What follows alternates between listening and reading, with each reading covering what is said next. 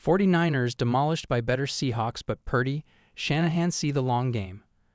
49ers head coach, quarterback will come under fire after 41-6 playoff loss to Seattle.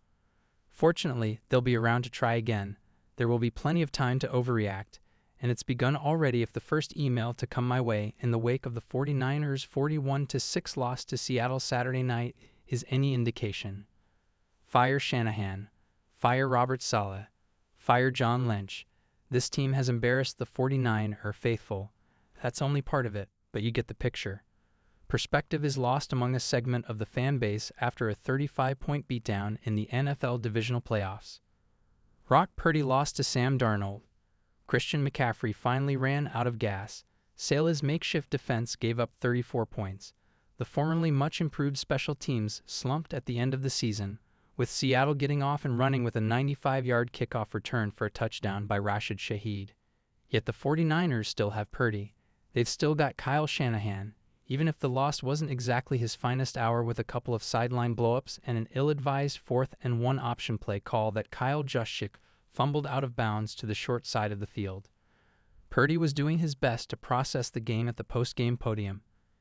He was composed as usual, but there was no reason for the 49ers to feel as lost as they did when they left everything they had on the field and lost 25-22 in overtime to the Kansas City Chiefs in Super Bowl LVII. The 49ers legitimately believed they were the best team that night. This time, they knew they weren't, but were hoping to pull a fast one, win the NFC title, and sneak in and host the Super Bowl at Levi's Stadium anyway. The character and the heart of this team was unlike anything I've ever been a part of, Purdy said. We're going to regroup, get guys healthy, and get back after it, so we're excited for the future. It just sucks, because this loss is fresh in our minds. Purdy had nothing to apologize for against a Seattle defense that had him running for his life. He was 15 of 27 for 140 yards, lost a fumble, and threw an interception. He took responsibility for anything that went wrong.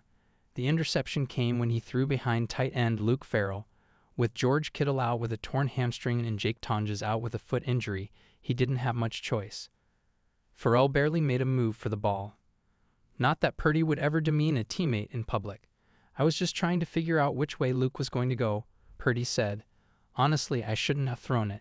He got put in a tough situation, and if anything, I should have thrown the ball away. Should have lived to see another down. It's one of the qualities that endear Purdy to his teammates. He'll gladly throw himself under the bus even if he doesn't deserve it. That's what a leader does. Make no mistake, Purdy is the 49ers' future. It was true when he signed a contract extension that could pay him as much as $262 million, and it's even more true today, given how he played after returning from a turf toe injury all the way up to the debacle in Seattle. Who knows how many years the 49ers can get out of McCaffrey, Kittle, or Trent Williams? They'll all be 1 year older with less tread on the tires. The first two will be back for sure. Williams wants to come back, although contractual matters could change things. If anything, it's up to Shanahan to build an offense that is more Purdy-centric than it is McCaffrey-centric. It means some help at wide receiver and the offensive line. The Purdy detractors will resurface to a degree in the face of such a one-sided loss.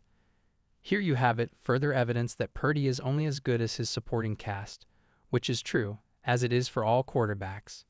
That stuff has never bothered Purdy anyway, and he was undaunted in the face of such a total defeat.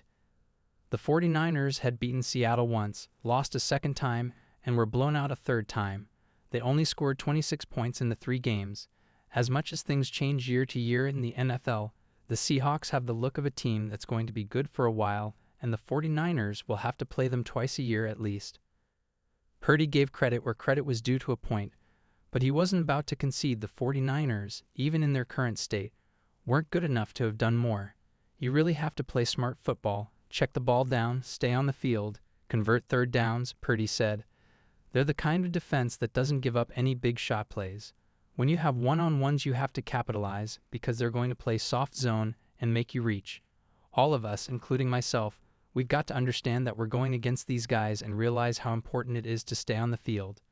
The 49ers failed to convert 3 fourth downs, gave up a kickoff return for a touchdown, had 2 turnovers, fell behind quickly and decisively in a hostile environment.